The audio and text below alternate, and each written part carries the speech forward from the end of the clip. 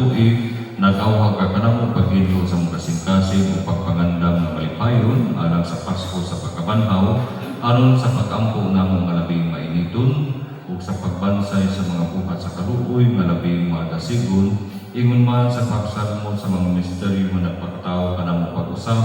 makarangat unta kami sa kapuno sa grasya nga ila sa mga anak sa Dios. Ubusaban sa mga anghel mga santo sa langit, nakasangyaw kami sa himaya, duyog sa ilang walay punong nga